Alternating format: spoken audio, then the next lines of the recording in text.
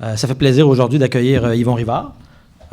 C'est pas la première fois qu'il vient. Il est déjà venu ici à Don-Montpetit plusieurs fois, mais aujourd'hui, c'est l'occasion particulière de parler de son dernier livre qui s'appelle « Le chemin de l'école ». Donc, on va se parler peut-être 45 minutes, 1 heure de cet ouvrage. Et ce sera aussi filmé pour les gens qui n'auront pas la chance d'être ici aujourd'hui. Et il y aura l'occasion aussi de lui poser des questions après la période de discussion qu'on aura au départ, lui et moi. Donc, je vais d'abord le présenter pour les gens qui ne le connaîtraient pas. Yvon Rivard est né au Québec en 1945. Il a étudié à l'Université McGill, ensuite à la Sorbonne et à Aix-en-Provence.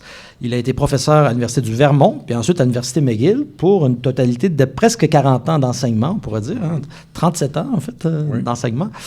Il a été membre de la Revue Liberté, chroniqueur, essayiste. Il a gagné plusieurs prix. Le prix du gouverneur général 2 fois, le Grand Prix du livre de Montréal 2 fois, le prix Gabriel Leroy, le prix Jean-Étier Blais et finalement le prix Pierre Vadeboncoeur cette semaine pour ce livre-là, Le chemin de l'école. Donc, ça tombe pile poil. Pour discuter donc de cet ouvrage. Donc, sans plus tarder, on va commencer la discussion avec peut-être une première question pour lancer la chose, puis après ça, on va escrimer, on va voir où ça nous mène. Okay. Et commençons par peut-être... Il y a une chose fondamentale dans ce livre-là qui est là tout le long, hein, c'est la relation entre les mots et les choses, entre les mots et le monde. Oui. Donc, peut-être on peut commencer par ça. Oui, non, ça c'est sûr que c'est la piste principale. D'ailleurs, le chemin d'école, c'est le chemin qui va, comme je le dis dans le premier texte, c'est le chemin qui va des arbres aux livres, c'est-à-dire dans la foi, donc, d'une expérience sensible, immédiate au monde, à une relation médiatisée au monde par le langage, par la pensée et tout. Et le mot-clé dans ce livre, c'est le chemin, c'est-à-dire c'est le chemin entre les deux, entre les mots et entre les livres. Et j'essaie de montrer que dès l'instant où on brise cette relation parce qu'on se fixe à l'un des deux pôles, soit qu'on s'attache trop aux livres, soit qu'on s'attache trop aux choses, aux arbres, on risque d'être dans une forme de stagnation. En tout cas, c'est le contraire même de la pensée, parce que c'est ma vie. Je ne suis pas philosophe, j'aurais aimé l'être, donc je fais semblant d'être philosophe dans ce livre. Trop modeste. Mes grandes références, ça a toujours été Héraclite, c'est-à-dire, c'est le propre de la pensée, c'est d'être en mouvement, dans une tension entre des pôles contraires. Et penser, c'est de travailler une sorte de réconciliation de vérités contraires. Donc, je m'appuie évidemment sur ma propre expérience. On pourra peut-être y revenir, parce que je le dis, et j'en suis fier, non pas parce que c'est un passage obligé, mais comme je suis né dans un monde sans livres, hein, je suis né presque en forêt, et que je suis venu à la littérature, j'ai toujours eu cette relation très particulière qui existe entre le monde sans livres, un monde de la forêt, le monde des choses, et peu à peu, l'accès au monde médiatisé par le langage. Et j'ai toujours, pendant des années, j'ai été vraiment beaucoup excité, enivré par la découverte des mots, par la découverte des livres, et progressivement, je me suis rendu compte que si on cède à cette ivresse-là, et qu'on oublie que les livres, que les mots ont leur source dans une expérience immédiate de l'être, et on fait fausse route. C'est pour ça que je dis donc qu'il faut être fidèle à la migration des choses à l'intérieur des mots. C'est ça véritablement qui fait de nous des êtres pensants, qui fait de nous des humains. En fait, le propre de l'humain, c'est d'être... Ça peut être une déchirure, être déchiré entre ces deux modes de préhension de l'être, mais c'est notre tâche, notre défi d'être resté en mouvement entre les deux. Puis il y a un pari derrière ça aussi, c'est-à-dire que souvent dans le livre, tu parles de pari sur la transcendance ou de choses comme ça, c'est que il y a comme un mystère à déchiffrer, à décrypter. Tu dis à un moment donné, on essaie de rendre le monde intelligible. En tout cas, on fait le pari qu'on va être capable de comprendre quelque chose. Et en même temps, on sait qu'on va peut-être échouer en même temps à bien le dire. Alors, tu dis à un moment donné, il faut se corriger sans cesse, tant qu'on ne dit pas exactement ce qu'on ressent. Donc... Bien, c'est parce que c'est sans fin, évidemment. On le voit bien avec J'ai découvert depuis quelques années, de loin, de façon très générale, le monde de la science. Pas des technocrates, mais le monde de la science. Et c'est une grande leçon pour tout le monde, la vraie démarche scientifique. Contrairement à ce qu'on pense, d'abord, la démarche scientifique n'est pas né nécessairement d'une observation technique scientifique du réel, mais est né d'une émotion devant le réel. C'est pour ça que je cite beaucoup Einstein, d'autres scientifiques. Bohr. Oui, et qui disent tous, au fond, le début de ma recherche scientifique, c'est une émotion. Alors, je donne l'exemple de, voyons, la pomme, c'est qui, là? Newton, qui raconte que toute sa vie, il est resté cet enfant qui se promène sur une plage et qui ramasse des cailloux qu'il trouve beaux et rares, et en touchant ces cailloux, en ressentant une sorte d'émotion devant la perfection d'un caillou, même quel qu'il soit, peu à peu, il est entraîné vers, et je le cite, vers l'océan de la vérité. Donc, à la base de toute recherche scientifique, comme de toute recherche intellectuelle ou littéraire ou artistique, il y a ce choc, ce choc devant il y a quelque chose plutôt que rien. Il y a un choc ontologique, pour parler savamment. Alors, ça, c'est capital. Donc, j'étais très content de voir, moi qui n'ai aucune formation scientifique, parce que les fameux collèges classiques dont tout le monde se pète les bretelles, c'était pas si extraordinaire que ça, il faut le dire aussi, là. Il y avait des lacunes terribles dans ce cours, dont la culture scientifique qui était quasi inexistante. En plus, comme j'étais paresseux, j'ai réussi à me faufiler et je n'ai jamais fait de chimie. Et en biologie, comme je le dis souvent, je me suis arrêté à la grenouille. Tu sais, ça ne fait pas de moi un très grand esprit scientifique. Mais comme j'ai découvert depuis quelques années, non pas les recherches très pointues sur la science, mais l'aventure intellectuelle des hommes de science, ça rejoint au fond la même démarche que fait n'importe quel écrivain, n'importe quel être pensant. Quelqu'un reçoit un choc et il essaie de s'expliquer avec ce choc par le langage, par une équation mathématique, etc. Pour absorber le choc, il faut essayer de trouver des mots pour le traduire, oui, pour le surmonter. Lui trouver un sens. Einstein, il travaille toujours avec son hypothèse. C'est l'hypothèse d'Einstein, c'est l'hypothèse de Newton, de beaucoup de monde, qu'il doit y avoir une sorte de loi suprême qui organise l'apparent chaos du monde. Et si on est capable de rendre le monde intelligible, c'est que le monde est déjà lui-même une intelligence à l'œuvre. Alors ça, cette hypothèse me fascine parce que même si c'est difficile de déchiffrer le monde, d'essayer de trouver un ordre harmonieux dans le monde, si on travaille avec cette hypothèse, et on revient à ton saut, la transcendance, on travaille avec cette hypothèse que le monde est une intelligence à l'œuvre. OK? Bon, que les religions traduisent et trahissent en mettant un terminus qui s'appelle Dieu. Mais comme je le dis souvent, pour moi, le monde, c'est a work in progress. C'est une intelligence qui est en action. Donc, le pari de la transcendance pour un être humain, c'est de dire, il y a cette intelligence-là avec laquelle je peux entrer en relation parce que je suis habité par la même intelligence. L'inverse, ce serait de dire qu'au fond, c'est du chaos puis il n'y a rien à en tirer. Oui, exactement. Et c'est pour ça qu'au centre de l'éducation, c'est notre tâche à nous, d'élèves, de professeurs, c'est de faire le pari que ce chaos que nous sommes, parce qu'il faut bien reconnaître que sans le langage, sans l'éducation, nous sommes livrés à un chaos. À chaque instant, je suis bombardé par des milliers d'images, d'impressions, de sensations, de souvenirs, de peurs, de désirs et tout. C'est le bordel, c'est le chaos.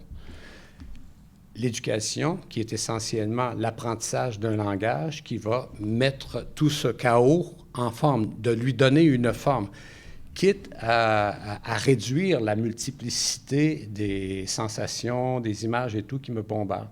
Donc, le langage et la pensée est là pour ralentir le rythme de sensations dont je suis bombardé à chaque instant. Donc, essentiellement, on ne peut pas véritablement survivre en tant qu'être humain sans l'apprentissage du langage et de la pensée, qui, dans sa plus simple expression, est un passage de la multiplicité des sensations, des images et tout, des émotions, à l'espèce de simplicité qui est une forme. Alors, tu prends... Mettons, prendre quelque chose que beaucoup, parce qu'il y a des littéraires ici, ou même si on n'est pas littéraire, on sait très bien, les gens, quand ils écrivent leur journal, pareil. Moi, je n'ai jamais écrit mon journal parce que ça me déprime de décrire ma journée. Mais quand je me mets à écrire un livre, c'est comme si je me disais, bon, depuis 5 ou 6 ans, j'ai vécu plein de choses, des choses heureuses, des choses malheureuses. Je vais essayer de mettre ça dans une forme Ça va donner comme une sorte de récit et j'aurai comme une sorte de contentement de dire que, hey, ma vie a une forme. Parce que si je ne fais pas ce travail-là, elle est discontinue, elle est des hauts, des bas et tout. Et là, jusqu'à un certain point, je la réduis à une forme. À un moment donné, tu dis l'artiste, son travail, c'est de prendre le monde en réparation dans son atelier. Oui, bien c'est ça. Et j'aime beaucoup ça parce que quand on écrit, quand on pense, il se produit toujours la même expérience. Et tout le monde a fait ça. On découvre qu'on est plus petit et plus grand qu'on pensait. Ça, je trouve ça admirable.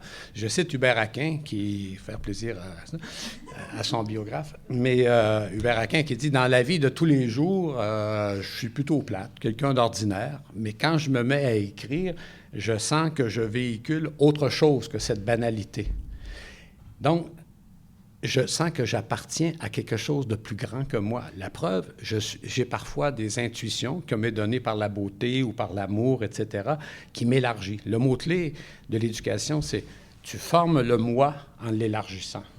Et tu l'élargis comment? Bien, par le travail de la forme. C'est paradoxal, mais c'est véritablement ça. Donc, je ressens les choses et je les réorganise dans un langage. Hein? Je te citais tantôt, je ne l'ai pas mis parce que je ne retrouve jamais la référence exacte. Puis depuis que Jean-Pierre Issénut m'a dit « Hey, quand tu cites, donne la référence, c'est un acte d'honnêteté », je suis rendu maniaque. Là, il y a 5 citations que je n'ai pas trouvées, puis je les cherche encore, parce que je les ai lues, puis en plus, c'est de Peter Handke. Mais en tout cas, il y en a une de Artaud que j'aime beaucoup, et Dieu sait qu'il parlait en connaissance de cause. Il disait « Être cultivé, penser, c'est brûler des formes. C'est passer de l'informe, donc du chaos, à une forme par le langage que te donne un poème, un texte et tout. Et quand cette forme est en place, tu la brûles et tu retournes à l'informe. On revient toujours donc à ce chemin. Tu passes des choses, à la multiplicité des choses, du chaos apparent des choses, à la forme que leur donne le langage. Et quand tu as mis en place cette forme, tu brûles cette forme pour retourner à la source même. Aquin poussait ça à l'extrême. Il ne l'a pas écrit, mais je sais qu'il me l'a dit. Quand le PQ a pris le pouvoir en 1976, il m'a dit « Maintenant qu'ils sont au pouvoir, on tire dessus. » Ça, c'est Aquin. Le danger, c'est la fixité, autrement dit. Oui, c'est quelque chose qui se figerait, par exemple. Le mal absolu. Alors, il avait raison. Comme on n'a pas tiré dessus, comme je dis, on tire dessus maintenant parce qu'il est à la traîne. Donc, essentiellement, c'est une très grande leçon que nous donne Artaud, que donne Aquin, que tous ces gens-là. Évidemment, c'est inconfortable. Il faut que ça reste en mouvement, autrement dit. Parce que se réfugier dans une forme, comme dans une institution, c'est très confortable. Mais rester en mouvement, c'est dérangeant. Ça, c'est très dérangeant. Mais pourtant, c'est la seule... Tu as les deux dangers, en fait. C'est-à-dire que tu as le danger autant du mouvement pour le mouvement qui oublie qu'il y a des choses qui doivent être sauvées, par exemple. Mais moi, je trouve que, oui, c'est 2 dangers, mais le danger le plus répandu et le plus dangereux, c'est la stagnation. Regarde, tantôt, la table était dans l'autre sens. Je t'ai dit, écoute, moi, je suis mal à l'aise. Je suis habitué de parler avec une table qui est devant moi. Tu sais, je suis comme mes chats. Tu déplaces un meuble dans la maison, le chat, il est traumatisé.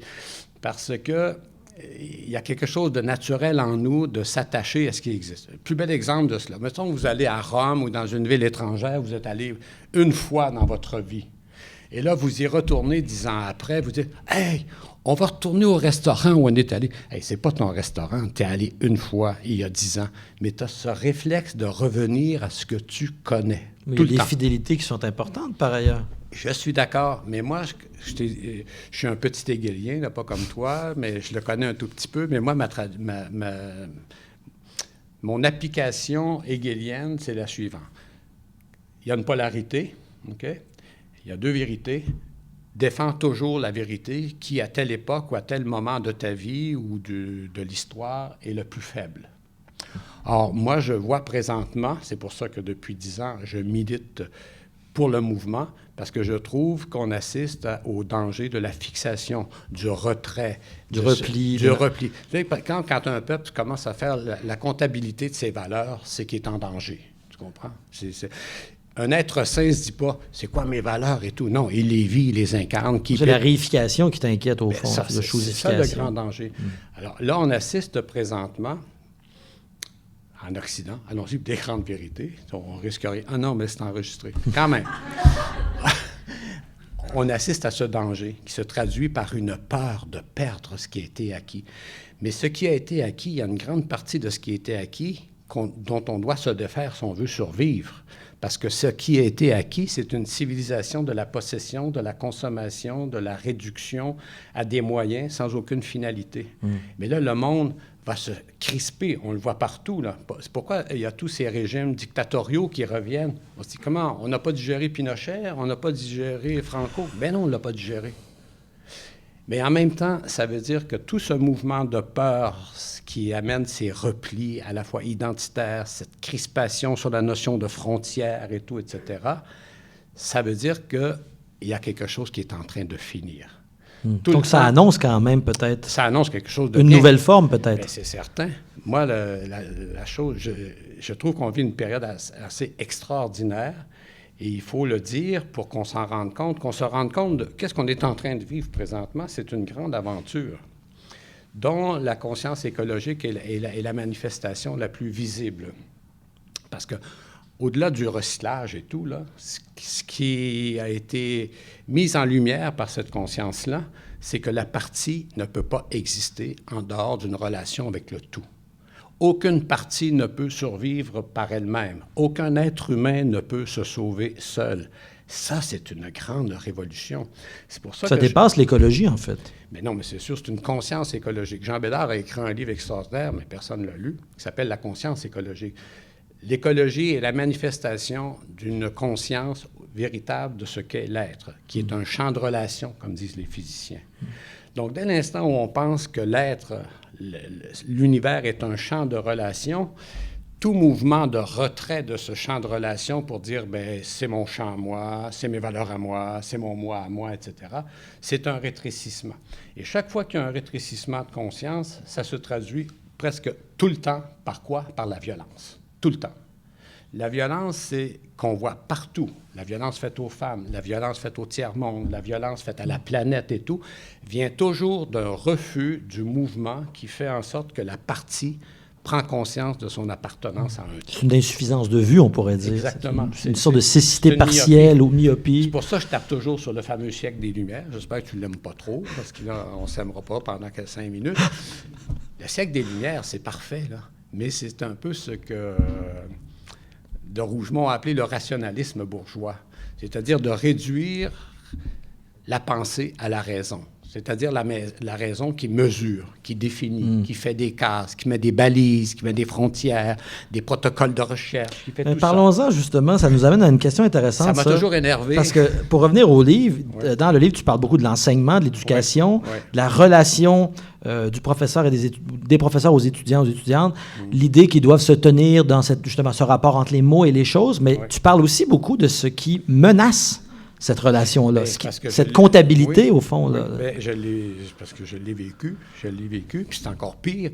Et j'ai quitté le bateau au moment où il commençait à couler. Ce que j'ai vu, c'est parce que comme professeur, moi, j'ai enseigné la littérature. Okay? Mon expérience de la littérature, c'est le petit gars qui sort du bois, puis qui lit un livre et qui dit « C'est bien extraordinaire, ma propre vie peut être un livre. Tout ce que je vis, ce que je pense, ce que je vois, je peux le voir magnifié, exprimé, approfondi par un livre. » C'est ça l'expérience littéraire. Okay? C'est vraiment ça. Et puis là, je fais des études, parce que j'aime ça. Je fais des études, je dirais, malgré la tendance qui est déjà de m'éloigner de pourtant ce que je pense être l'expérience littéraire. Parce que l'expérience littéraire, c'est vraiment une aventure incroyable. C'est-à-dire, quelqu'un dit, écoute, j'ai eu un choc dans ma vie, voici le choc, et moi je lis ça, et je participe au choc que la personne a vécu. Le choc peut être une expérience de trop grande joie, comme de trop grande souffrance et tout, etc. Le choc, c'est comme Newton. « Hey, il y a quelque chose plutôt que rien, etc. » Alors moi, je suis naïf, là, je sors du bois et je découvre ça. La littérature, c'est le coup de foudre. Et là, peu à peu, se met en place un autre rapport à la littérature, qu'on pourra faire vite. C'est un rapport très théorisé à la littérature. Scolaire. Scolaire. C'est-à-dire, la littérature est devenue un savoir spécialisé. Ah, c'est ça que je plaide. La littérature n'est pas un savoir spécialisé. La littérature, comme dit Blanchot, c'est un savoir investi d'une immense ignorance. Un écrivain, il ne sait rien, mais il éprouve tout. C'est ça sa force. Sa force, c'est qu'il n'a pas un savoir spécialisé. Et là, j'ai cité ce cher Pascal que personne ne lit. Ça aussi, c'est une bêtise de notre époque. Dès qu'un philosophe ou un écrivain a eu le malheur d'avoir la foi, on l'a mis au recyclage, pour ne pas dire à la poubelle. Or, Pascal avait déjà tout dit quand il dit, je le cite, « Vaut mieux savoir, il ne faut pas que je me trompe, vaut mieux savoir un peu de tout plutôt que tout sur peu. » Autrement dit, il vaut mieux avoir une vue générale, c'est pour ça que je défends la formation générale du cégep, sur la forêt, au lieu de tout savoir sur l'arbre qui nous cache la forêt. Donc, j'ai vu se mettre en place dans le champ littéraire, des études littéraires, ce poison qui est le savoir spécialisé. Moi, j'ai assisté à l'invasion de la littérature par les sciences cognitives, par la sémiotique, par le structuralisme, name it, partout. Et là, comme je viens du bois, là, je ne suis pas très intelligent. D'abord, je ne comprends pas ça, ces choses-là. La linguistique, pour moi, je veux bien qu'on en fasse, mais ce n'est pas ma tasse de thé. Puis je trouve que ça n'a rien à voir avec l'expérience que j'ai de lecteur et d'écrivain. Donc, on m'a laissé faire parce que je travaillais par bonheur dans un petit département à McGill. Alors, et puis, c'était un petit département et on disait, ben lui, on va le laisser aller, il ne sait rien, mais il écrit, puis il donne des cours de création, puis ça 30 des diplômes sans création, fait qu'il fait la job, on le laisse tranquille. J'ai été gâté. Mais j'ai été protégé par mon ignorance, c'est-à-dire, j'ai très bien vu le danger des savoirs spécialisés. Et ça, ce que je dénonce, le savoir spécialisé que j'explique dans le champ littéraire, je le retrouve à tous les niveaux. C'est pour ça que je me suis payé, je me suis défoulé dans le livre quand j'explique comment on enseigne la littérature au cégep si on suit les devis ministériels. C'est d'une bêtise, c'est à pleurer. C'est pour ça que quand je rencontre mes anciens étudiants ou d'autres personnes qui enseignent la littérature, je leur dis « Hey, vous mettez ça à la poubelle, de grâce. Si vous voulez intéresser quelqu'un à la littérature, suivez pas les recommandations du ministère. » Oui, il y a des passages assez virulents sur le ministère dans ton livre. Tu dis à un moment donné, il faudrait tous les renvoyer à l'école, c'est sûr, fermer les facultés de sciences d'éducation. C'est sûr. Non, mais il y a des passages qui sont assez... Mais non, mais j'invente rien, là. Les sciences d'éducation, si on regarde... Le danger qui est la surspécialisation de la pensée, elle sévit à tous les niveaux, y compris dans les sciences de l'éducation. C'est ce que tu appelles les comptables, au fond. Les comptables, c'est-à-dire on va tout définir, on va tout mesurer, on va tout quantifier, et là, on te donne la recette parfaite, puis là, tu vas appliquer ça à tout. Ça veut dire que tous les professeurs, qui ont pourtant des sensibilités différentes, des expériences différentes, ils devraient tous laisser ça à la porte quand ils arrivent en classe, puis là, ils vont dire, en plus, là, on y a combien de métaphores dans ce texte, on va trouver ceci, etc. Moi, je te donne l'exemple de mon petit-fils. Mettons, mon petit-fils arrive au cégep. Il n'a jamais lu de sa vie, okay? Parce qu'il est en réaction de ses parents qui sont profs. Mais ça, c'est une autre histoire. Okay? Fait il arrive au cégep, il n'a jamais lu. Puis là, on lui dit le champ lexical, les métonymies, les figures de style. On l'initie, non pas à la lecture, ce qu'on devrait faire, à le lancer dans cette grande aventure qu'est la lecture de textes littéraires. On veut l'initier à l'analyse littéraire, donc à faire de la rhétorique. Ça ne l'intéresse absolument pas. Et il a bien raison. Moi-même, ça ne m'intéressait pas. J'ai eu la chance de suivre des cours qui n'allaient pas dans cette direction. Donc, la surspécialisation existe là. Dans les sciences de l'éducation, le corpus, en 4 ans, quelqu'un qui va enseigner au primaire ou au secondaire, 60 66% de ses cours, c'est de la didactique. Comment on fait pour enseigner? Comment on fait pour gérer une classe et tout? Hey, moi, j'ai parlé à des gens, là, avez-vous appris quelque chose? Ils ont dit, hey, franchement, rien. Tu l'apprends sur le tas. Là. Quand tu arrives dans une classe, tu es à Côte-des-Neiges, là, etc., là, tu peux laisser tomber toute ta théorie, là, sauf ta peau, là, OK? Parce que enseigner, c'est une relation entre deux êtres humains, là. On a oublié ça. Donc, il faut tout revoir. Et là, pourquoi on fait des réformes à tous les 15 ans? Il faut bien comprendre là, la nature humaine. Je comprends, là.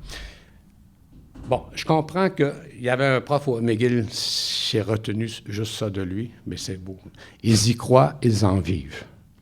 Bon, essaie de détruire les sciences de l'éducation à quelqu'un qui baigne là-dedans, qui ne jure que par ça. Il y croit, il en vit. Eux, ils nourrissent le ministère de l'Éducation. tu as 3500 fonctionnaires, alors qu'on vivrait très bien comme en Suède avec 200 au ministère de l'Éducation. Alors, eux, il faut quand même qu'ils justifient leur job. Alors, qu'est-ce qu'ils font? À tous les 15 ans, pour justifier leur job, leur fonction. C'est normal, un être humain, il veut se sentir utile. Là. Il ne veut pas juste avoir son chèque. Il pense qu'il a son chèque parce qu'il a fait une œuvre. Fait que là, il réinvente la roue à tous les 10 ans. Okay? Et puis là, il dit aux administrateurs des collèges, bien écoutez, nous, là, on vient de prendre une réforme et bien, vous allez la faire appliquer aux professeurs. Alors, tu as toute une chaîne. Ça part du ministère de l'Éducation, des facultés d'éducation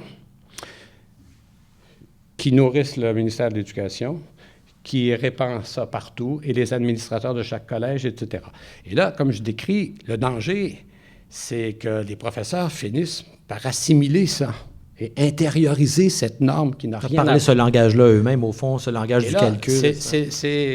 Alors, tout le monde se tait. C'est pour ça que le mot-clé, c'est désobéir. Il faut tout le temps désobéir si on veut rester vivant. Tu dis qu'il faut se battre pour continuer à enseigner de la vraie façon, parce au fond. Que c'est bien évident. Mettons un professeur au cégep qui dit, écoutez, le devis ministériel, là, c'est là. Ça. Bien, on va peut-être le laisser faire, mais on va peut-être lui taper sur les doigts. On va dire, écoute, là, c'est ça le programme. Suis le programme, comme dans un parti politique. Suis le programme. Mais nous, depuis plusieurs années, puis tu le sais très bien, parce qu'à tous les fois où on t'a appelé au secours, tu es venu pour la philo, pour la formation générale. À tous les 5 ou 10 ans, on est face à une nouvelle réforme qui veut soit réduire la formation générale, la mettre optionnelle, fermer les cégeps. Bien, c'est parce que tout savoir général menace la machine. Comme toute individualité ou singularité menace la chaîne de montage. Dans les cégeps, il y a des cégeps que ça se fait, mais pas dans beaucoup de cégeps. On impose aux professeurs de littérature un corpus unique. Tout le monde va enseigner. Les mêmes auteurs. Les mêmes auteurs. Non seulement on va enseigner de la même manière, chercher la chasse aux figures de style et toutes ces choses niaiseries qui n'ont rien à voir avec la littérature. Et quand j'écris, je me suis dit, « Oups, attention, il faudrait que je mette une métaphore. Ça fait 2 pages, je n'en ai pas mis. » Non, mais ça n'a rien à voir. Tu sais, quand Kafka dit « Les métaphores sont ce qui me font désespérer de la littérature », bon, il exprime sa poétique, là, mais en même temps, il dit que ça n'a rien à voir avec la littérature. Donc, si on ne désobéit pas, l'idéal d'une société totalitaire, parce que c'est ça, c'est pas parce on peut acheter ce qu'on veut au supermarché qu'on n'est pas dans une société totalitaire. C'est tout le monde pense la même chose, enseigne la même chose, de la même manière. Rien ne dépasse. Là, il n'y a plus aucune singularité. Comme je te disais, on a mangé avant, le cours idéal, là, mettons. D'abord, il devrait avoir moins de cours, ça c'est sûr, ça c'est autre chose, mais ça c'est une autre thèse. Là. Il faut aérer un peu. Là. Plus de temps aussi. Là, c'est la chaîne de montage. Moins d'étudiants. Parce qu'on ne veut surtout pas que quelqu'un ait un 15 minutes à rien faire, tout à coup il se mettrait à penser, tout à coup il se mettrait à partir dans la lune, tu comprends, à recevoir un choc, puis dire « Hey, c'est drôle, il y a de l'être. Il y a de l'être au cégep plutôt que rien. » Tu sais, c'est dangereux, ça, en tout cas. Le cours idéal, imagine-toi, ce serait à 10 heures... commence trop tôt, d'ailleurs, au cégep, à 8 heures. Qui veut commencer à penser à 8 heures? En tout cas, on écrit à 8 heures, on ne va pas à l'école à 8 heures, mais ça, c'est autre chose. Le premier cours, l'étudiant au cégep a un professeur dont la fibre est plutôt romantique. Okay? Ma définition du romantisme, elle est très simple. C'est quelqu'un qui ne connaît rien, mais qui éprouve tout. Okay? Ce professeur, il va avoir donc un corpus romantique. Okay? Le romantisme n'existe pas juste au 19e siècle. Il existe tout. J'en suis un. J'essaie de me guérir, mais j'en suis un. À 11 heures, il tombe dans la classe où il y a un professeur qui ne jure que par la pensée classique. La pensée classique, c'est comment ça marche, comment ça fonctionne.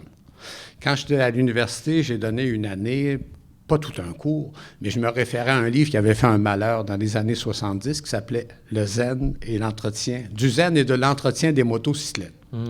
C'est un grand texte philosophique, en fait. Et c'est l'histoire de 2 amis qui partent en moto, chacun avec leur moto, et un est un classique et l'autre est un romantique. Le romantique, il ne sait même pas où il met le gaz dans sa moto. T'sais. Mais là, c'est grisant, puis là, il a l'impression de faire corps avec l'espace qu'il traverse et tout. C'est le romantique, par exemple. « Levez-vous, orage désiré », dit Chateaubriand. C'est ça. Son ami, à tous les soirs, il démonte sa moto. il sait exactement comment ça fonctionne parce qu'il a entendu un petit bruit suspect. Je sais, mon frère était comme ça, puis j'ai été le petit nègre de mon frère pendant 3 ans. Il faisait du motocross. Moi, j'ai jamais monté sur une moto parce que ce serait mortel et je connais rien. Mais lui, il démonte sa moto le soir. Il veut « how to do it », comment ça fonctionne. Alors, l'étudiant, si on lui donne un corpus unique avec des professeurs qui font standardisés, il vient de tout rater. D'abord, il ne saura pas où est-ce qu'il loge, parce qu'on est toujours un petit peu plus romantique que classique. Alors là, il va rentrer chez lui, puis il va se dire « Hey, je suis un romantique, moi, je suis un classique, parce que je pense que je suis un classique. Je suis intelligent, j'aime ça comprendre les choses, mais en même temps, j'aime ça pas être... Des fois, j'aime ça prendre une vacance de l'intelligence. Il faut la même chose. Débat, on n'ouvrira pas ça ici, c'est la même chose pour ce qu'on appelle l'enseignement religieux ou non religieux, c'est la même chose. Donc, l'éducation idéale dont je rêve est celle, comme je le dis, où on redonne au professeur son autonomie et on lui redonne le sens de son travail, qui est de faire participer des élèves à la grande aventure de la pensée qui fait de nous des humains. Et comment on peut faire pour désobéir ou résister ou se réapproprier cette autonomie dans un contexte où c'est autant l'administration que le... C'est très difficile, c'est épuisant, mais moi, je pense qu'il y en a un qui désobéit, il y en a 2, il y en a 3, il y en a 4, je crois ça. Mais c'est pas facile. Moi, j'ai pas eu à me battre trop parce qu'on a tout de suite concédé que je n'étais pas assez intelligent pour faire de la théorie, puis faire de la sémiotique, puis que je comprenais rien, fait que c'est pas grave, là. Mais là, c'est plus difficile parce que chaque fois que cet appareil mis en place pour couper les têtes qui dépassent, pour normaliser, va se sentir menacé, l'appareil se durcit. Okay? L'analogie avec les dictatures, elle n'est pas fortuite, là. Hein? On connaît tous le fameux mot de Pasolini dans Écrit corsaire qui dit « Ce que Hitler et le fascisme n'ont pas réussi à faire, c'est-à-dire normaliser, que tout le monde soit semblable, le capitalisme et la société de consommation et le monde de la gestion, parce que c'est une culture de gestionnaire, l'a réussi. » Alors, quand on dit « Ah, on vit dans une société individualiste », pardon, ça on veut dire qu'il n'y a pas de souci de l'autre, oui, mais il n'y a pas beaucoup d'individus, là.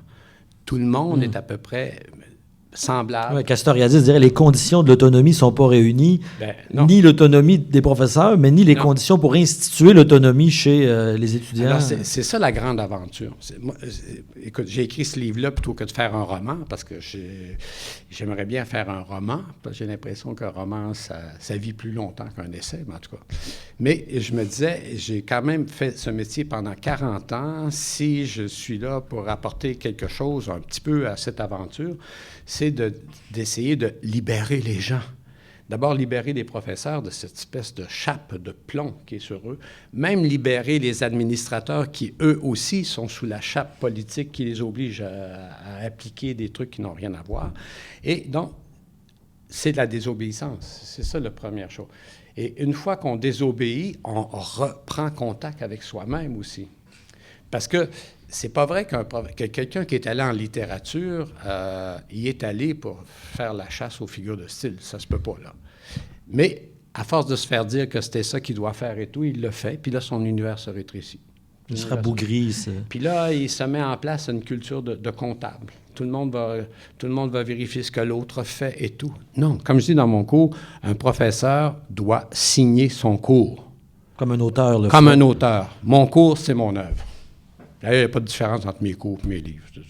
Moi, je passais de mon bureau à la classe, c'était pareil, je disais la même chose. Il n'y a pas de conflit là. Mes cours, je les signe, c'est mon œuvre.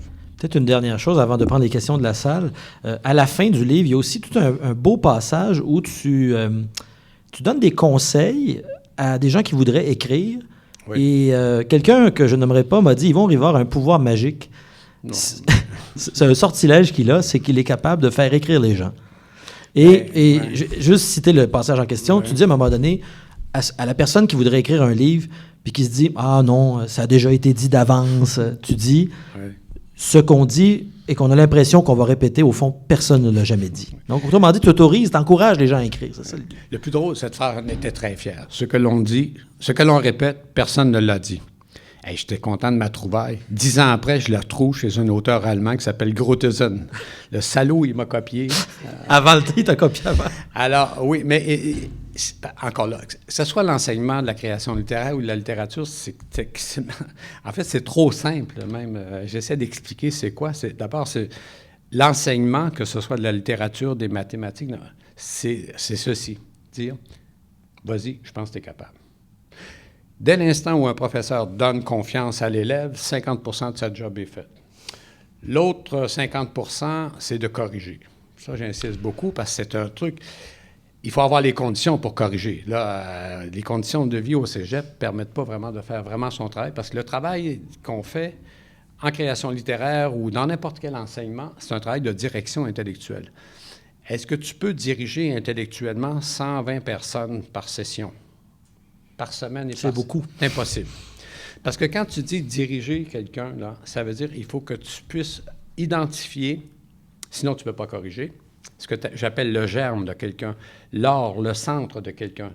Tout être humain a un point qu'on pourrait dire son point fort, le point dans lequel en lui le monde a retenti. Une fois que tu as trouvé ça, tu le pousses dans cette direction-là. Donc ça prend du temps. Il faut que tu lises attentivement. Tu ne peux pas faire ça sur le coin de la table, même une dissertation. Il faut que tu lises attentivement puis que tu essaies de comprendre à partir d'où, lui, il a lu ce texte-là, à partir d'où il ou elle écrit ce texte-là. Ça prend du temps à faire ça. Donc, ce n'est pas magique parce que c'est un acte de foi qui se vérifie 99 dans tous les cas.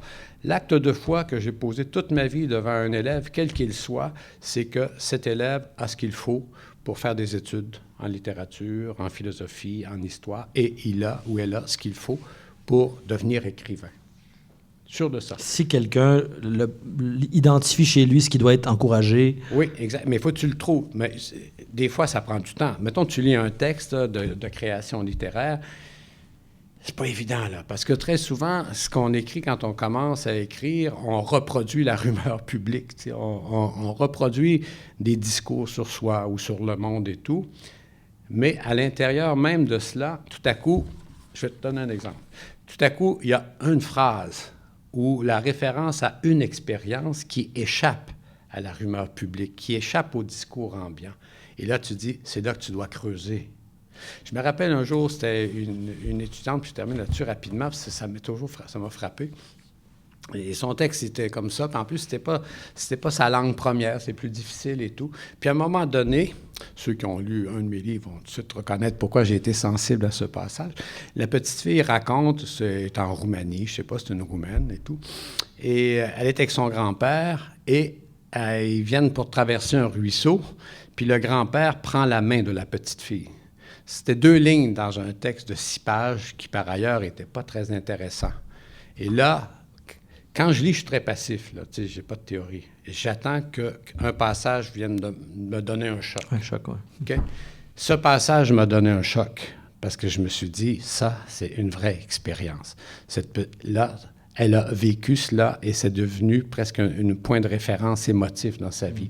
Fait que là, quand je la vois, je lui dis, écoutez, le reste, c'est bien beau, là, mais refaites votre texte à partir de ça. Et si possible, racontez donc avant l'instant et après l'instant où il a pris la main pour traverser le ruisseau. Ça a donné un texte purement magique. Pourquoi? Tu renvoies la personne à sa singularité. Laisse les professeurs être singuliers avec leurs défauts et leurs faiblesses. Et ça aussi, c'est une chose qu'il faut apprendre à reconnaître et à apprécier. Il faut apprécier aussi les faiblesses d'un écrivain. Il faut apprécier aussi... Tous les grands écrivains ont des faiblesses immenses. Essayez de lire Tolstoï, vous allez voir qu'il y en a là. Tu sais, quelqu'un qui se permet de nous ennuyer pendant 300 pages avec une bataille, là, OK? Les professeurs, s'ils n'ont pas de faiblesse, ils ne sont pas intéressants. Alors, l'élève qui dit, ce professeur est extraordinaire, mais là, ce qu'il a dit, franchement, pas fort, c'est parfait, ça. C'est parfait. Un élève apprend autant des faiblesses de son professeur que de ses points forts. La seule chose qui ne lui apprendra rien, c'est un robot. Je vais donner une conférence à laquelle je vais aller sur les robots. Comme je dis, les robots intelligents et tout, ils ne sont pas à venir, ils sont déjà ici. C'est les gens qui travaillent trop, qui pensent trop et qui pensent tous de la même manière. Ça, c'est les robots. Ouais. On est déjà devenu un peu des robots avant que les machines arrivent. Ben, exactement. Le professeur machine peut déjà exister dans la fameuse mentalité de comptable dont tu parles. Sûr. Et quand on dit qu'on va remplacer le professeur par des cours à la télé et tout, c'est comme une aberration. D'abord, il y a quelque chose qui se passe à ce moment-là. C'est un acte de reconnaissance. Le professeur à la télé, il ne peut pas reconnaître l'étudiant qui est dans son salon. Je cite un passage qui a l'air de rien, Jean-Pierre Essénut, pour qui j'ai une grande admiration, qui enseignait dans une école de pauvres, au primaire, au secondaire. À un moment donné, il a été nommé conseiller pédagogique et tout. Puis il dit, ce dont je suis le plus fier, c'est que j'ai réussi à apprendre presque les 350 noms des élèves qui étaient dans mon école. C'est un professeur. Il n'a pas couru l'école Locke, il n'a pas suivi le ministère. Il s'est dit, apprendre le nom d'un quelqu'un, c'est l'acte minimal par lequel je donne confiance à la personne en lui reconnaissant la valeur d'un être humain. Nommer quelqu'un, c'est déjà tout le travail pédagogique. Alors, quand tu dis à l'élève, je pense que tu as ce qu'il faut pour écrire, et puis que tu devrais aller plutôt dans cette voie, parce que c'est là, c'est tellement évident, c'est tout. C'est tout. Ou bien tu lui dis, lis tel livre, je pense que c'est pour toi. Ça, j'ai fait ça combien de fois? Tu regardes quelqu'un, tu as lu un peu de ses textes, puis tu dis, parce que ce qui va le mettre sur la voie, ça va être une œuvre qui va l'inspirer et qu'il va copier toute sa vie. Fait que les gens qui disent « Oh, je vais être original », ben non, on n'est jamais original. Moi, j'ai copié toute ma vie, Rilke, Virginia Woolf et tout. Je copie Votre Bon Cœur. On copie. Mais il faut juste copier des gens plus grands que nous, c'est tout. Bon, j'arrête de parler. Merci. Un professeur, ça parle. Okay. Merci. Écoute, c'est très agréable de parler avec Yvon Rivard parce que finalement, on n'a pas du tout à animer. On fait juste rester là puis on écoute comme ça de temps en temps. C'est comme une fois, Michel Chartrand était venu à une conférence à Longueuil puis il se tenait dans le coin puis de temps en temps, il fait juste dire « Ah! » Donc, tu restes dans un coin puis tu fais une petite interjection de temps en temps puis ça fait le travail. Il continue tout seul. Donc, voilà. Juste avant de prendre vos questions, je signale, j'ai oublié tantôt de dire que l'ouvrage ainsi que d'autres livres de Yvon sont disponibles à la Coop si jamais les gens veulent se procurer. Oui. La Coop était gentille, il nous a fait un beau setup. Et voilà, s'il y a des questions, on a encore du temps. Il nous reste peut-être une demi-heure maximum, mais on peut prendre des questions s'il y en a de la salle, avec plaisir. Si quelqu'un veut se risquer. Oui, ben mon étudiante.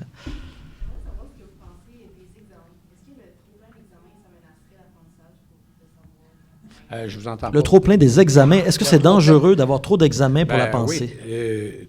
Le trop est... Trop de beauté, trop de souffrance, tout ça, c'est bon. Mais trop de cours, trop d'examens, c'est très mauvais. Je plaide là-dedans pour qu'on allège le cursus, que ce soit à l'école primaire, secondaire, universitaire. Je trouve qu'on est obsédé par la culture de la performance, là, c'est en faire beaucoup, beaucoup, beaucoup, là. Donc, faire beaucoup, beaucoup d'argent, savoir beaucoup, beaucoup de choses. Comme je dis, il faut faire des trous dans le fromage, il faut le faire respirer, là. Okay? D'ailleurs, j'avais écrit dans un texte j'avais suivi mon petit-fils à l'école secondaire de près parce qu'il y avait beaucoup de problèmes. Tu sais, ça arrive souvent. La sœur n'a pas de problème, puis le fils a des problèmes. Bon. Je rentrais chez moi, puis là, c'est vrai, là, je disais à mon ami, écoute, je pense que je ne réussirais pas mon secondaire 3. Ça se peut pas, là, ce qu'il fait dans une journée, dans une semaine. Il fait de la chimie, il fait de la science politique, il fait des mathématiques, il fait de tout.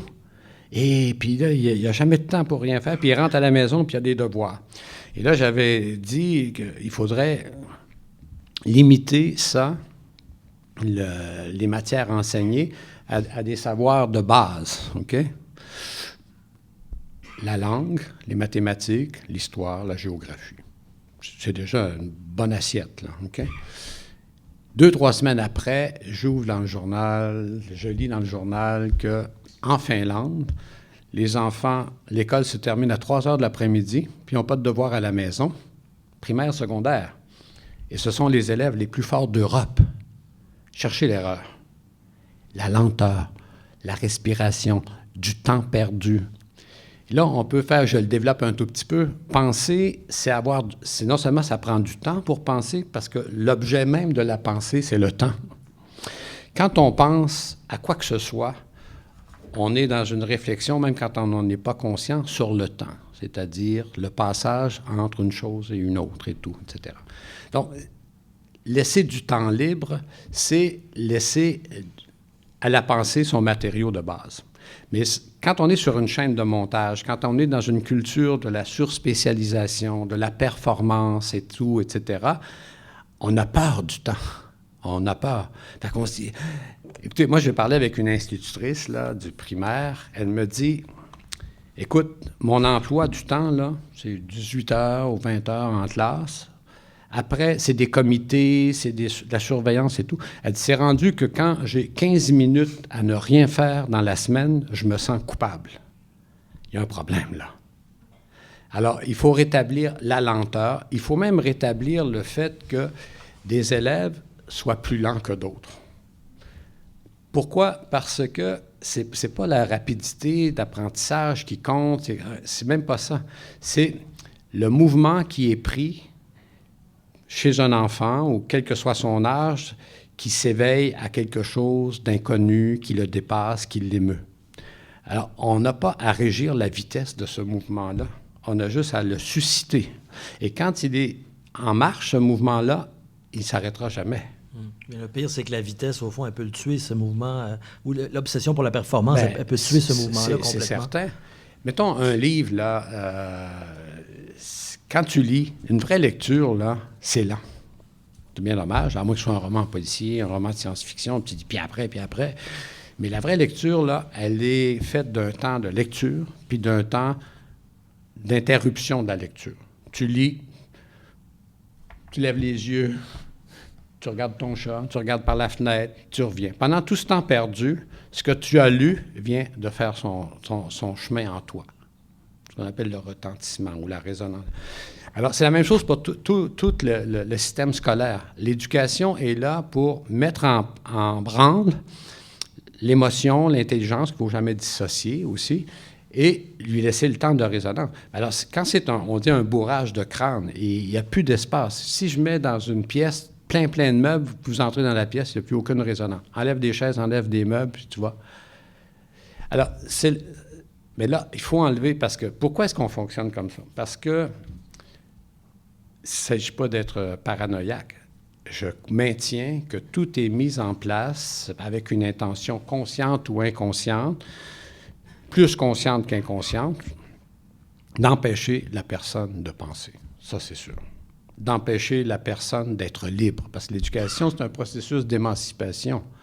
Ça veut dire que ça rend l'élève capable de penser, c'est-à-dire de dire « ça, c'est moi, ça, c'est l'univers ». Ça, c'est ce que je ressens. Ça, c'est ce qu'on voudrait que je pense ou que je ressente et tout. Une fois que ça s'est développé, ce qu'on appelle la fonction critique, d'une façon très courte, c'est très, très difficile de manipuler quelqu'un. C'est difficile de manipuler une masse. Or, ce qu'on voit, tout le système d'éducation obéit à une idée politique de « on va faire en sorte que personne n'aura le temps de penser, tout le monde va penser ce qu'on leur dit de penser, et ainsi vogue la galère. » C'est certain. Comment est-ce que vous expliquez qu'on élit sporadiquement toujours des imbéciles? Vous posez la question? À tous les niveaux?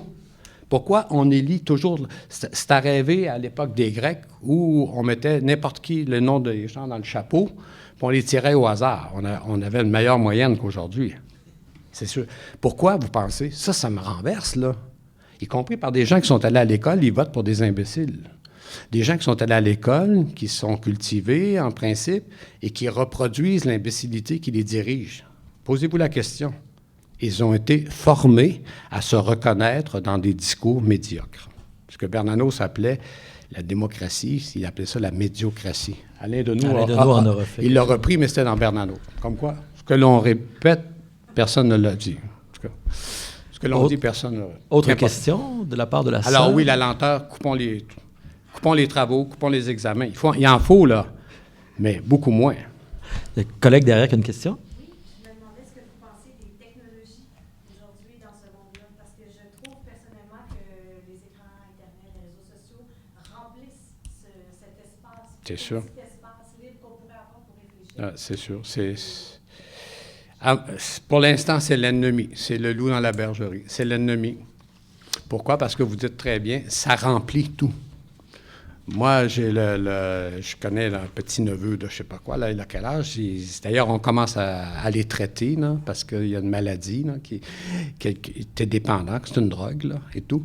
Parce que si tu n'es pas branché, si tu n'es pas constamment bombardé et inondé, tu te retrouves dans une sorte de vide insupportable. Donc, c'est sûr. Mais là, on comprend que la société technologique de consommation encourage cela et tout, etc. On comprend moins que des professeurs dont la tâche, il faut quand même le dire, un professeur aujourd'hui, il est dans la même situation qu'un résistant pendant la Deuxième Guerre mondiale. Je suis sûr de ça. Reprenons l'analogie de Pasolini avec le fascisme puis notre société d'aujourd'hui. Quand on était exposé aux ravages du fascisme qui voulait uniformiser et tout, faire tous des beaux petits blancs et tout, il y a eu des résistants. Okay? Les gens s'écrasent, Vichy, tout, puis il y a des résistants, des imbéciles, là, des courageux. Là. Ils disent, ça n'a pas d'allure, là. Ils résistent, ils désobéissent, et à leur risque et péril. Là. Bien, aujourd'hui, c'est plus qu'une analogie. Je pense que tout être, surtout les professeurs qui ont un rôle capital, parce qu'ils forment véritablement les gens, parce que c'est là que ça se joue, ils ont un rôle de résistance. Ils doivent résister à la machine qui veut les uniformiser. Ils doivent résister à la culture de l'image, à la culture, au fond, qui tend à évacuer le temps, qui permet de penser. J'ai rien contre l'image, j'ai travaillé 40 ans dans le monde du cinéma. C'est pas une déclaration de guerre à l'image. Mais encore là, si on revient à l'attention dont on parlait, si l'image a évacué complètement le mot, on est foutu, là. Parce que c'est deux modes de préhension du réel que tu ne peux pas dissocier. Donc, quand un ministre là, qui veut faire du millage facile, qui dit « Ah, on va rentrer plein d'ordinateurs dans les écoles et tout », la bêtise sans nom, les maternelles à 4 ans, la bêtise sans nom. J'ai reçu un mot du docteur Chicoine qui a lu mon livre. Et lui, il dit « Enfin, quelqu'un qui dénonce comme moi les maternelles 4 ans. C'est un spécialiste, un pédiatre. » Pourquoi? Parce qu'un enfant, il peut-tu être un enfant? Laisse-le être un enfant, il va avoir 75 ans de sa vie à être un adulte. Laisse-le être un enfant, laisse-le niaiser, laisse-le s'ennuyer, laisse-le perdre son temps, laisse-le jouer, va jouer dehors, comme tout. Donc, il faut résister à tous les niveaux. Ça n'a l'air de rien, mais je pense que même quand on n'en est pas conscient, même quand les professeurs aujourd'hui n'en sont pas conscients, ils sont épuisés par le combat qu'ils mènent sans le savoir. C'est une immense machine, politique, économique et tout. Et là, Alors, on a, entre nous et l'élève, on a des murs d'insignifiance, des murs de normalisation qui vont exactement dans le sens contraire de notre travail d'enseignant. C'est héroïque, comme je pèse mes mots, je trouve que c'est une tâche héroïque.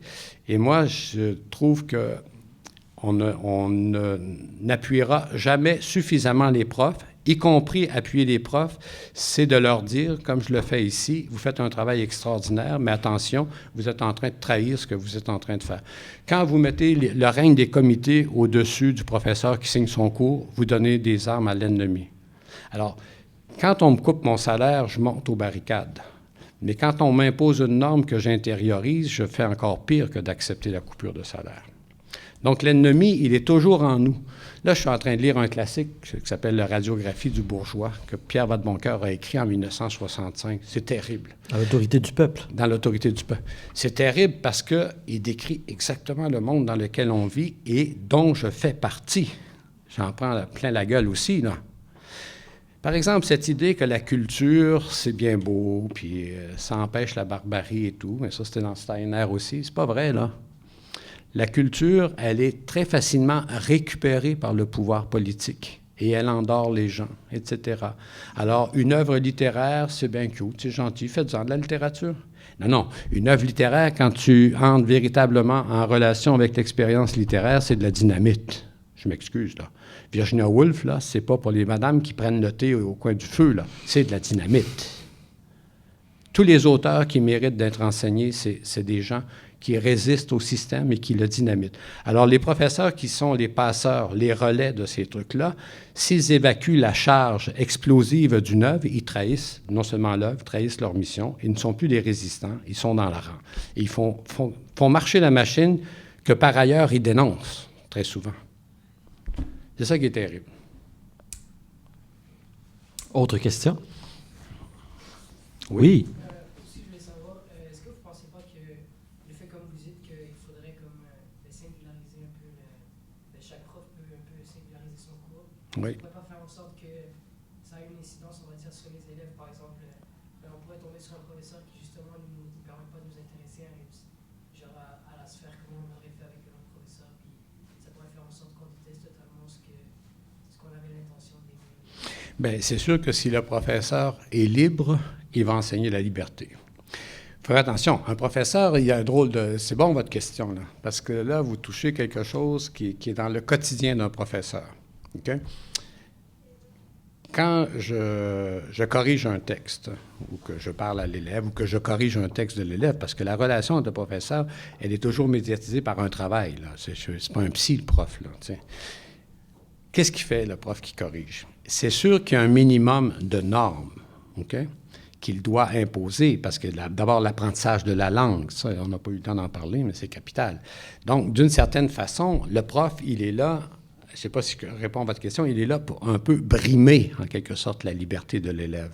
Mais en même temps, ces règles-là, il ne faut pas qu'elles soient excessives parce que les règles qui sont là, elles sont là pour permettre l'expression. Autrement dit, je vais vous donner un exemple. J'avais à l'université un étudiant qui disait qu'il faisait éclater la langue.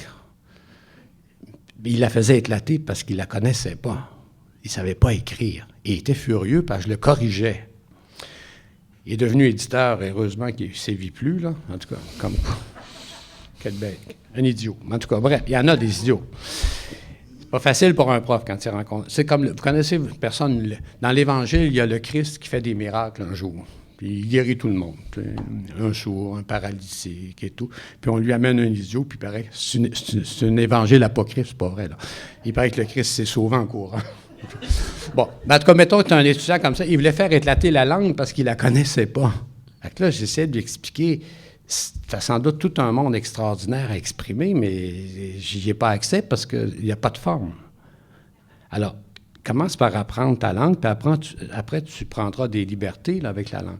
Donc oui, c'est une relation, la relation d'émancipation, c'est-à-dire la première émancipation, au-delà de la langue et tout, c'est d'amener, c'est ça la définition première de l'enseignement, c'est tu amènes le moi de l'élève à se former en l'élargissant. Autrement dit, l'éducation dit à l'élève, vois, oui, tu existes, oui, et le monde existe, et il y a une relation entre vous deux.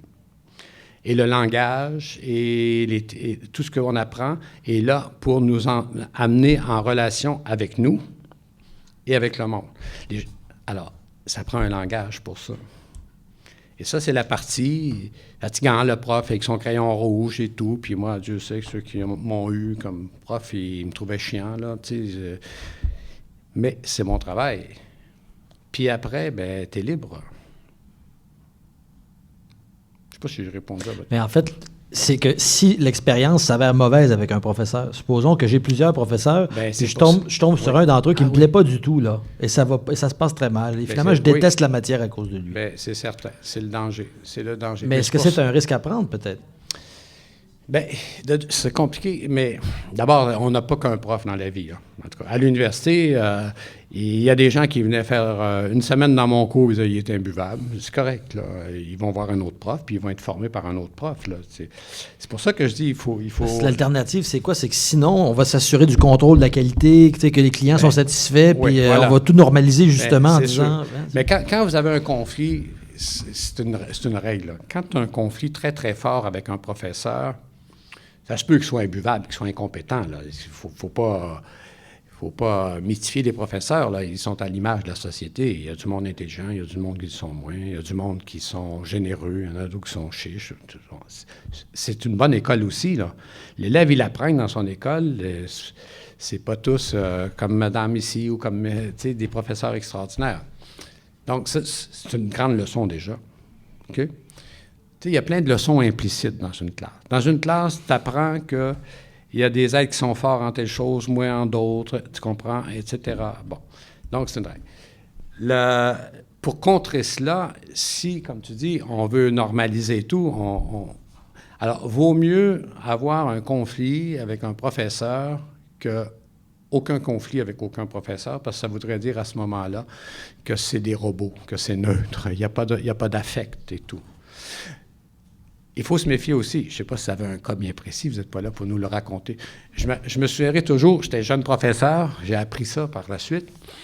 Je donnais un cours sur Blanchot. Blanchot, c'est un auteur assez difficile. À l'époque, j'aimais les choses difficiles. Maintenant, je suis trop vieux. Mais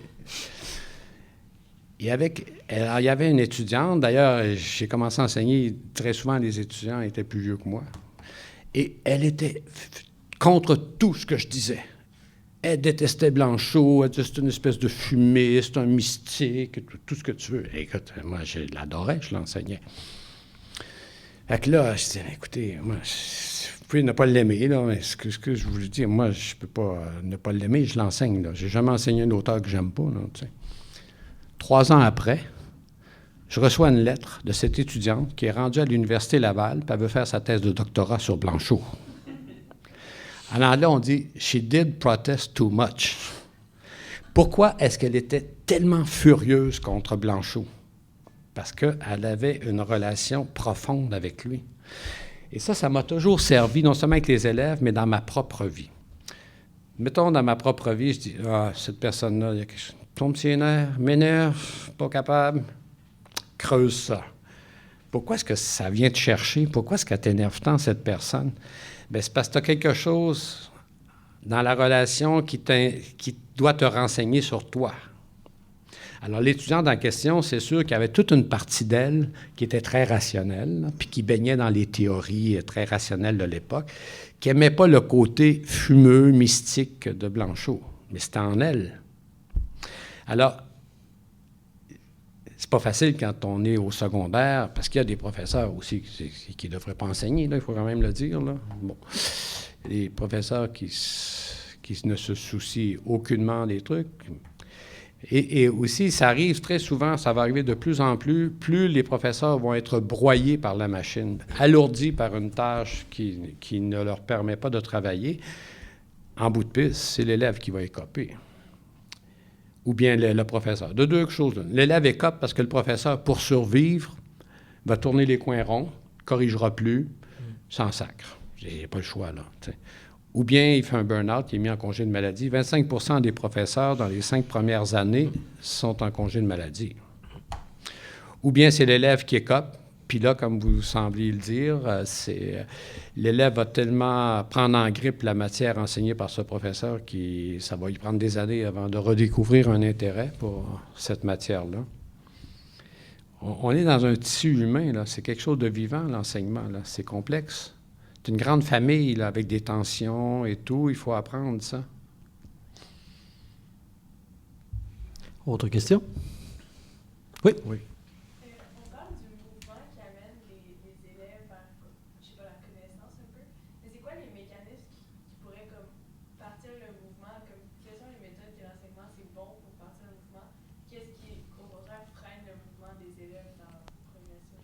Bien, ce qui freine le mouvement, c'est quand l'élève ne voit pas l'utilité de ce qu'il enseigne. Puis là, je pèse mon mot parce que le mot « utilité » est un mot à double tranchant. Quand l'élève se rend... Je vais vous donner un exemple. Il n'y a rien de pire, c'était pire pour moi, c'était pas pire, c'était pas intéressant, que d'apprendre la grammaire, que d'apprendre des règles de grammaire. Surtout à mon époque, on faisait du latin, du grec, de l'anglais, du français. Je préconise pas ça, de toute façon. Comme disait Jean-Pierre, une langue morte est morte. Passe à autre chose. Mais en tout cas, c'est très...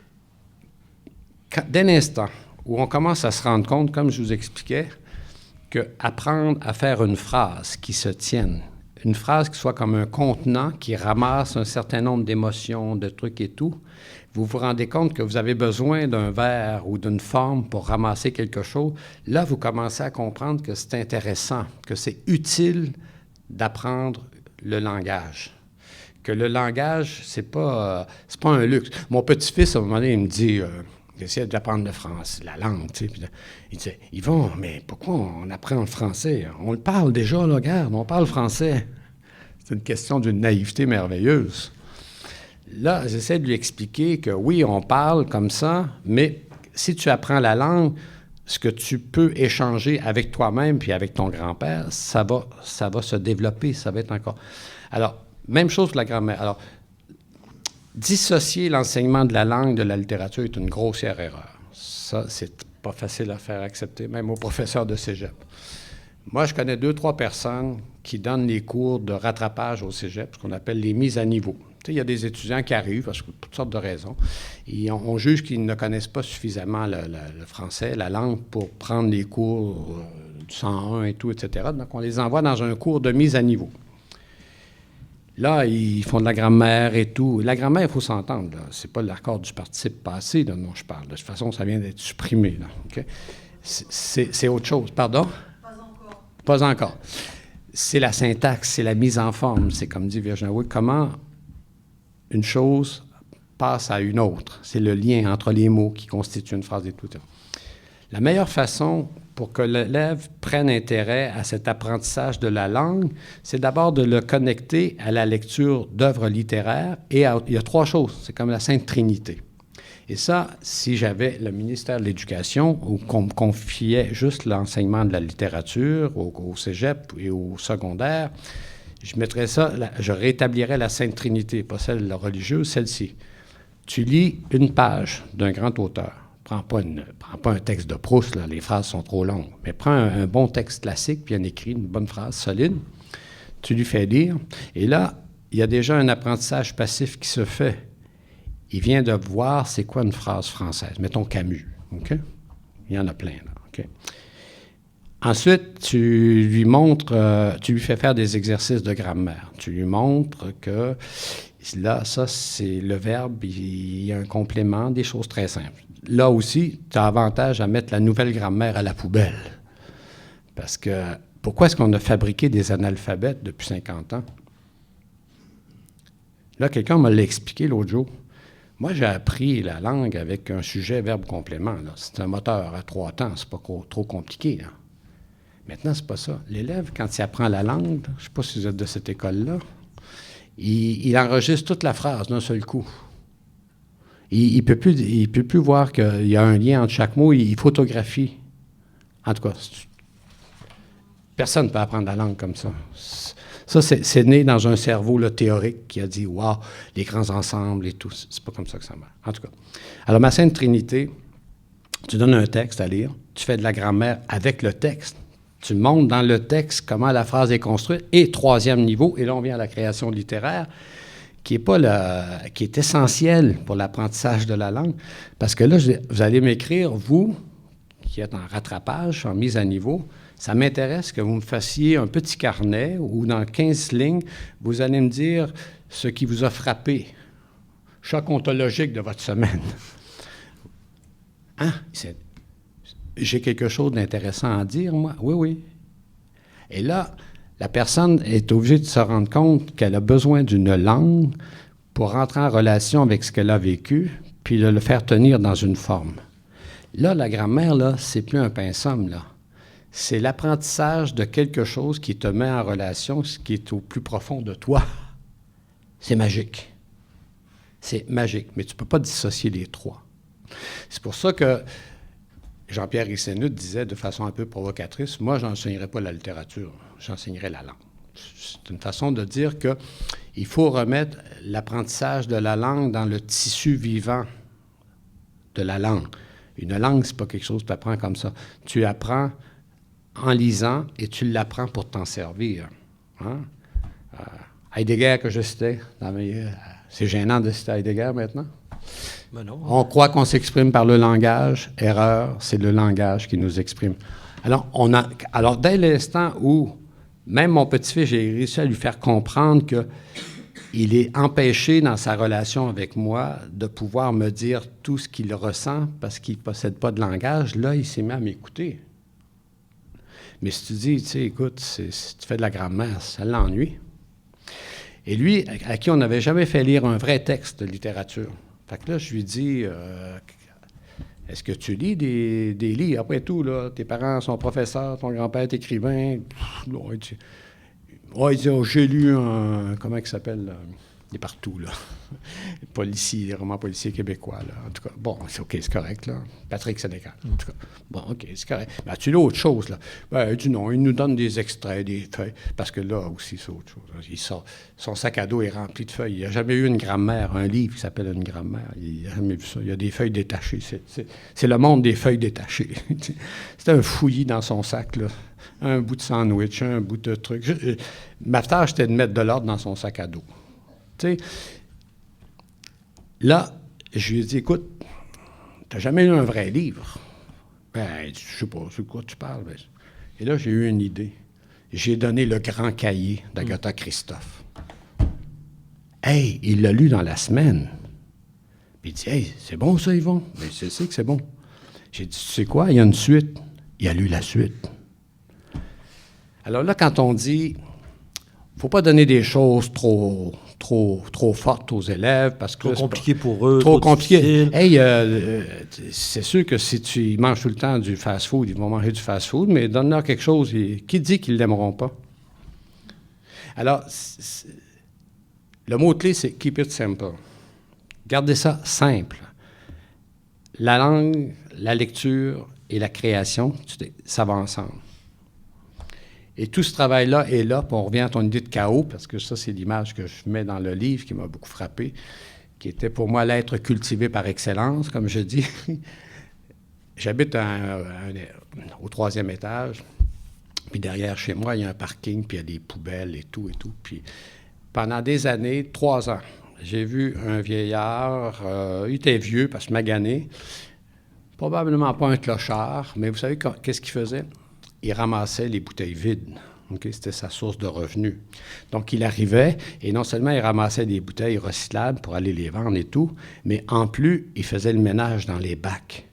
Parce qu'il y a des imbéciles qui mettent les journaux dans le bac de bouteilles, puis les bouteilles dans le bac de trucs, puis il y en a qui prennent même pas le temps de mettre les journaux comme il faut dans le bac, puis ça s'éparpille partout dans la ruelle. Eh bien, notre ami, à 6 heures du matin, okay, il ramassait les bouteilles, donc c'était son revenu. Il prenait le temps de ramasser les papiers journaux répandus dans la ruelle, ça ne lui donne pas une scène, là. Et il ramasse ça, puis il le met dans le bac de recyclage. Ça, c'est la culture. Pourquoi? Parce qu'à sa mesure, il a enrayé le chaos de ma ruelle. Et c'est ça notre tâche à nous. Quand on étudie, quand on travaille sur un texte difficile, qu'on refait notre phrase et tout, etc., on travaille à donner un ordre au monde. On combat le chaos qui est en nous, le chaos qui est à l'extérieur. Et cet homme-là, je l'ai vu, puis je le raconte parce que c'est une des plus belles scènes de ma vie. Parce que moi, je le voyais tout le temps le matin, il travaillait tôt. On était unis parce que je travaille tôt. Et un jour, je le vois au supermarché près de chez moi. Et là, il a sorti son vieux costume qu'on lui a donné il y a 40 ans, un bon vieux tweed avec une cravate attachée. Et là, il a 2 immenses sacs remplis de trucs, puis il est au supermarché, puis il attend que la gérante du supermarché vienne le payer, parce qu'elle va peser, là, évidemment, elle ne comptera pas les canettes. Et là, il venait de... Le visage de cet homme-là, avec son beau costume du dimanche, et le fruit de son travail, disait ceci, c'est comme ça que je l'ai traduit, « Vous me reconnaissez? Je suis des vôtres. » Il vient de s'insérer dans la société. Il vient de s'insérer dans le monde dont il a contribué à faire diminuer le chaos. Alors, quand on me demande c'est quoi la culture, c'est lui qui me vient en tête. Bien avant Einstein, bien avant tous les écrivains que j'ai connus. Et ça me branche profondément avec la culture d'où je viens, qui est une culture d'êtres qui n'avaient pas de livres. Alors, mon défi à moi, c'était de sortir du bois, d'avoir accès aux livres. Notre défi à nous, c'est d'avoir accès aux livres et d'une certaine façon, de ne pas oublier le bois dont on est issu. C'est une grande aventure. Parce qu'il y a autant d'imbéciles cultivés, peut-être plus, que des imbéciles analphabètes. Alors, notre travail à nous, aujourd'hui, c'est, oui, d'apprendre un langage qui crée une forme et en même temps de ne pas oublier ce qui est mis en forme. C'est une grande aventure. Écoutez, j'en parle, puis j'aurais le goût d'enseigner encore. Parce que c'est la grande tâche révolutionnaire. C'est la grande tâche de résistance. Et c'est pour ça que je trouve ça incroyable que les professeurs aient très souvent des salaires pas tellement des salaires, on peut vivre avec ce qu'on gagne, mais des conditions de travail qui ne leur permettent pas de vraiment faire leur travail, qui est de passer 1 heure avec vous sur votre texte, puis de dire, écoutez, ce que je viens de lire, je ne l'ai, puis c'est pas de la flagornerie, je ne l'ai jamais lu ailleurs. Parce que ce que vous décrivez, vous êtes la seule à l'avoir vécu à tel moment, à Longueuil, en telle année. Là, on vient de sauver le monde parce que le monde est fait de singularité qui est en relation avec la totalité. Donc, laissons les professeurs travailler en paix. Toi, tu me dis que tu fais 12 heures par semaine. C'est complètement ridicule. Tu ne peux pas, plus que 9 heures par semaine, enseigner la littérature, la philosophie, tout ce qui demande un investissement au niveau de la direction intellectuelle. C'est impossible. Alors, si un gouvernement, si une société était sérieuse, elle comprendrait que sauver le corps, c'est bien important. Si un jour je passe au chirurgien, je serais sans doute content qu'il gagne 450 000 $ par année. Mais si vous me demandiez, fais le choix aujourd'hui, enlève de l'argent au chirurgien qui va peut-être te sauver la vie, puis redonne-le aux professeurs qui vont sauver la vie de tes petits-enfants, j'hésiterais même pas. Je trouve que l'investissement qu'on met sur les soins corporels dit tout de notre société. C'est-à-dire, c'est comme un bien, c'est comme une culture de la propriété, etc. Si on mettait le tiers de cela sur la culture de l'esprit qui fait de nous des êtres humains, le monde irait beaucoup mieux. Bon, est-ce que ça va changer? Peut-être, parce que là, c'est clair, paraît-il, qu'il nous reste à peu près 35 ans. Mais le 35 ans, c'est vous, là. C'est pour ça que non seulement vous devez aller à l'école, mais vous devez sortir de l'école pour vous battre pour votre peau. Alors, quand on dit ça, on dit « Oh, il est fatigant, il dramatise tout. » Non, il ne dramatise pas tout. Parce qu'on vit à l'intérieur d'une culture non seulement qui détruit la planète, mais qui détruit ce qu'on peut appeler l'essence d'un être humain, c'est-à-dire quelqu'un de singulier qui entre en relation harmonieuse avec ce qu'il n'est pas. C'est ça le truc qu'on joue. On n'est pas obligé d'y penser à chaque instant, là, rassurez-vous. Mais le fond de la chose, c'est ça qui se joue dans une classe à tous les jours.